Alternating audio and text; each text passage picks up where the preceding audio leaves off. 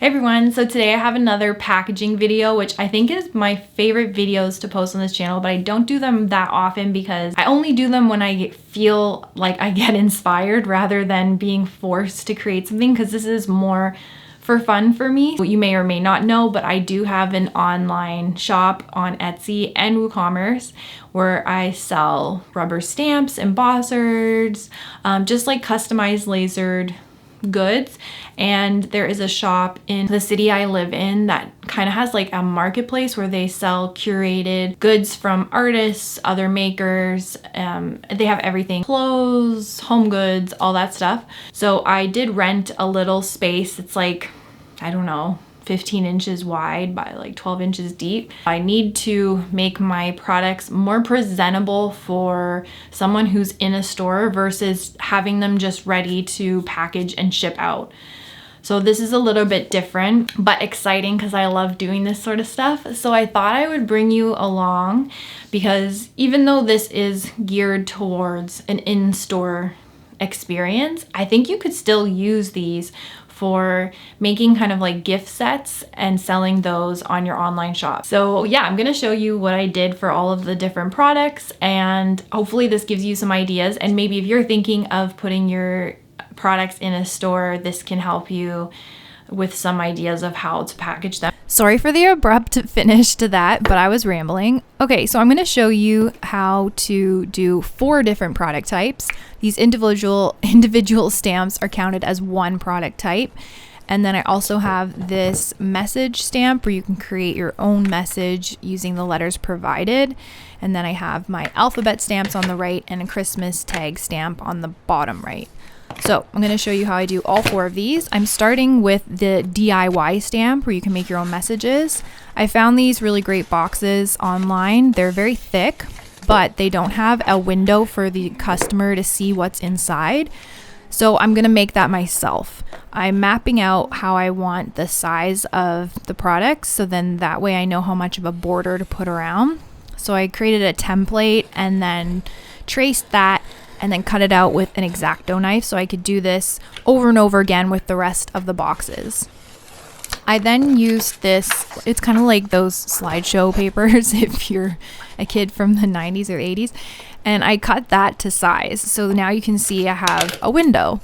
I used Scotch tape to adhere this to the back. I don't know if that's the best way since that tape is not the strongest or the stickiest, but it seemed to work for this purpose for now. So yeah, I just sealed the top and the bottom by sliding it in there, and then once that was in place, I then used the Scotch tape to just seal the top and the bottom as well. And it stayed pretty well because once you slide this part in, it holds it up. So I wanted to fill the area, so I used that black kind of shavings of paper and then as like a nest for the products. So now I've placed it all.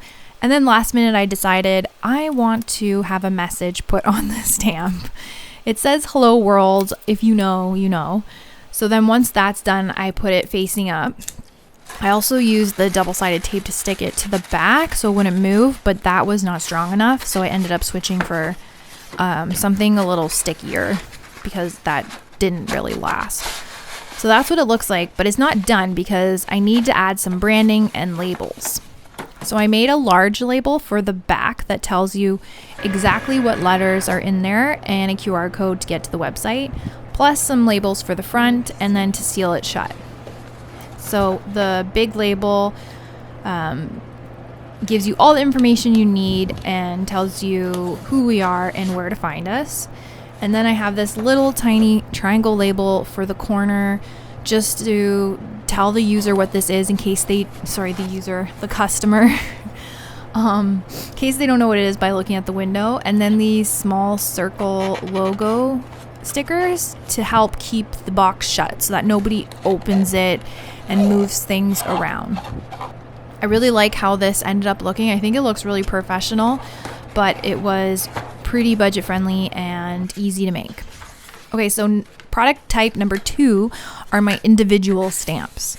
So for these, I cut out a card backing that was about the same size of the stamp, just a little bit of space around and on top, because I also am going to add labels to this one. So I took my stamp and then I stamped it so that you have an imprint of what actually the stamp does on the back. Sorry for my big head. And yeah, ideally I would use one stamp and not sell that stamp, but this is just one imprint, and I'm going to prove to you that I cleaned it and it looks good as new. I mean, we usually test out all our stamps anyways. Okay, so these are the labels that I made using my Cricut, and this is on see-through transparent label paper. So I'm just cutting these with my cutter and a knife, and then placing them on the card backing. So once all the labels are in place and the card backing is stamped, it's ready to go.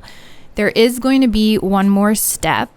I purchased a like a sealer, a hot press sealer, and some plastic bags because I want to enclose these single stamps in something that will protect them from people's fingerprints and if they drop or anything like that. Of course, also the card backing to keep it in place. But I'll show you that at the end. I'm just going to show you all of these stamps getting stamped on their card backing. So yeah, I'll just leave that with you and I will see you after this is ready.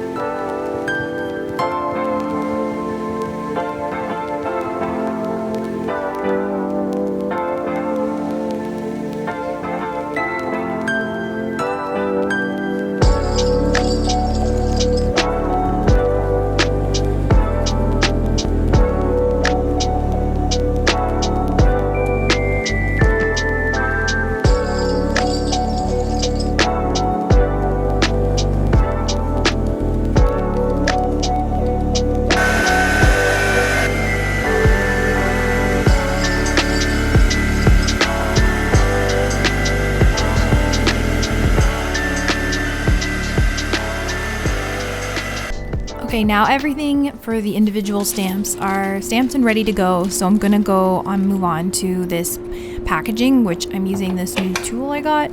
So I'm sealing the length of the bag so I can make it a little narrower because that is the size of the stamp and the card. So then once I slip that in, then I'm gonna seal it shut on the other width or length, and then it should be all packaged up. It's easier to seal any sides that you want before putting in the items, because once you put in the items, it is harder to seal. So I just do one side with those products in there at the end. And then for any of the excess plastic, I just trim around the edges.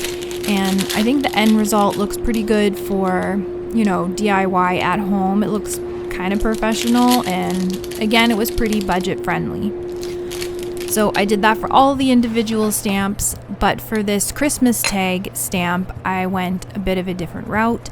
So this stamp comes with a few of these tags, and then also an ink pad and some of those red and white strings. To package these up, I used the same plastic bag. However, I didn't seal it because I found for this one, because it's larger, that it might be easier just to fold it and make it more like a package. So I just folded lengthwise in half and then taped it closed with some cute Christmas themed washi tape. And then I filled out a tag as an example so I can stamp this or attach this to the back of the package.